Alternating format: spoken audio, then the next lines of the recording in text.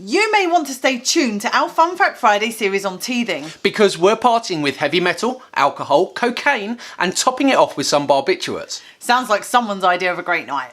But what if we told you they were common treatments used for fractious babies, including teething? That's right, we're still banging on about teething. And this week we're looking at teething powders laced with a particularly toxic heavy metal. Fun Fact Friday, week 159. Tainted teething powders gave our babies pink hands and feet.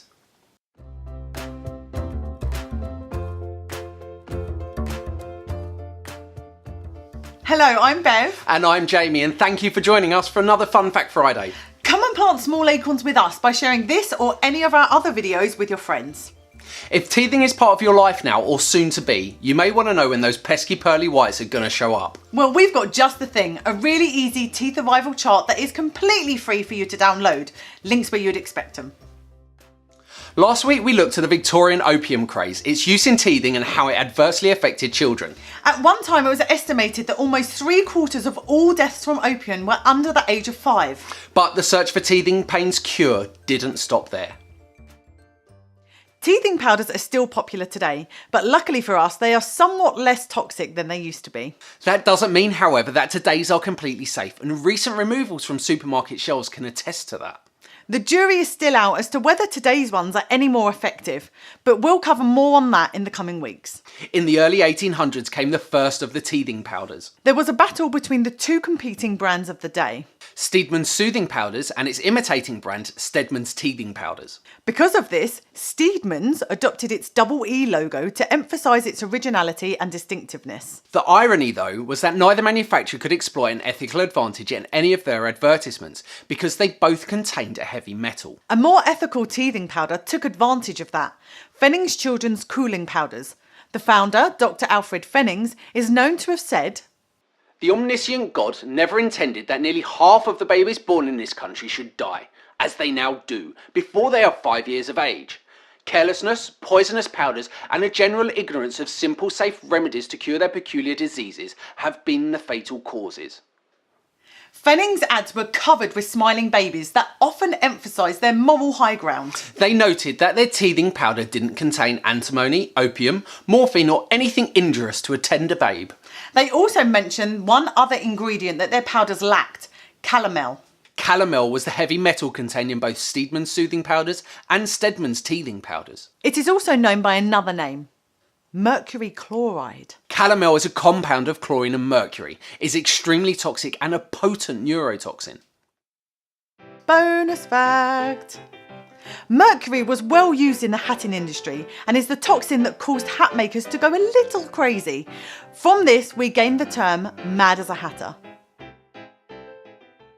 Mercury poisoning was the cause of pink disease that became prevalent in the early 1900s. This was due to the overuse of these teething powders. It is medically known as infantile acrodynia and was known to cause pain in the hands and feet, from tingling and pricking to chilling and burning. It also caused a dusty pink discoloration in the hands and feet. This led to its name, pink disease. It could also cause, to name a few, excessive sweating, transient rashes, elevated blood pressure, loss of hair, nails and teeth, kidney dysfunction, and the chillingly named floppy baby syndrome. It was noted in a piece from 1854 that pages may be written upon the evil effects which have resulted from calomel's indiscriminate use in the nursery. Time has shown that to be true. Yet it took another 100 years, almost exactly, before mercury was removed from teething powders. Mercury wasn't recognised as toxic until 1940, and it took manufacturers another 15 years before they removed it from their baby teething formulas. So what happened to Fennings powders and their ethical advantage? Well, as it turns out, they didn't have much of an ethical advantage. Whilst their powders did lack mercury, their ingredients weren't any less questionable. In 1909, the British Medical Association published Secret Remedies, what they cost and what they contain. It exposed the formulations of many popular medicines, including those aimed at children. And it paved the way for the regulations that are still used today. One of those revealed formulas was for Fennings powders. According to that publication, Fennings powders contain 30% licorice and 70% potassium chlorate. Potassium chlorate is damaging to the skin and eyes and toxic when ingested. When ingested, it can affect the kidneys and is a known cause of hemolysis. Hemolysis is the destruction of red blood cells. Potassium chlorate was a key ingredient in early firearm percussion caps and is still used today in smoke grenades and other explosives. Combine it with silver fulminate and it can be found in Christmas cracker bangs and a childhood favourite, throwing bangers. When combined with red phosphorus, it can be found in matches and another childhood favourite, gun caps. Fennings children's cooling powders are still available today, yet they no longer contain potassium chlorate. The active ingredient in the modern variant is now paracetamol, but they do still contain licorice. Much like mercury, potassium chlorate has little place in baby products, let alone those being ingested. And with modern teething remedies being removed from supermarket shelves, should we be questioning all the teething medicines currently available to us? Paracetamol is widely used. We would suggest too widely. Paracetamol is not harmless, it's just the best of a bad bunch and comes with its own list of dangers. Going back to week 113, we discovered it could actually be the cause of asthma in children. Unfortunately, there is no completely risk-free, medicine-based solution for babies who are in pain when teething.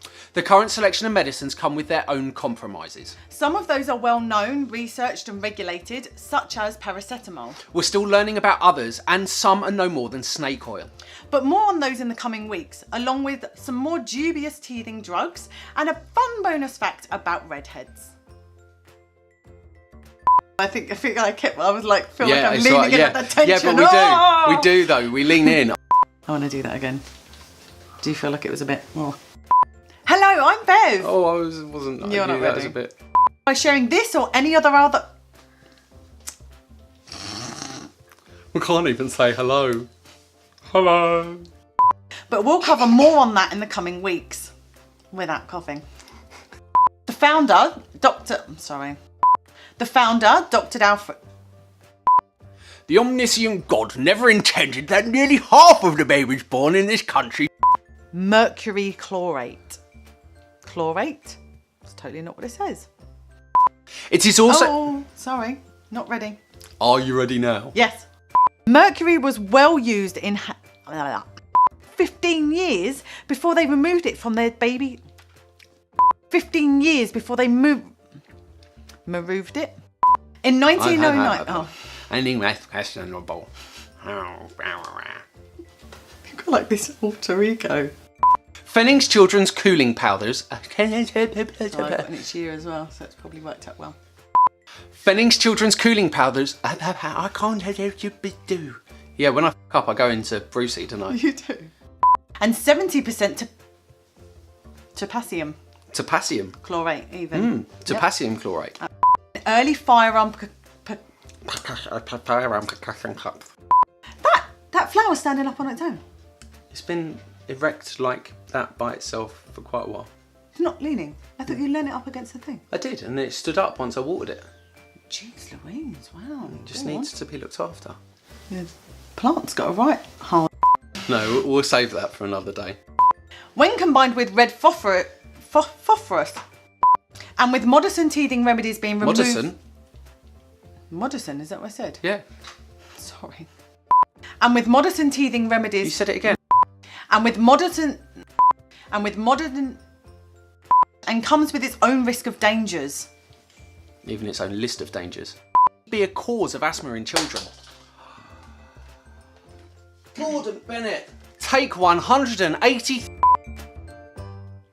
Thank you for joining us for another Fun Fact Friday. We need your help to plant more small acorns to reach more people. Please like, comment and share to show you care. And if you are on YouTube, please subscribe and get alerts for a new fun fact every Friday. We'll see you next week.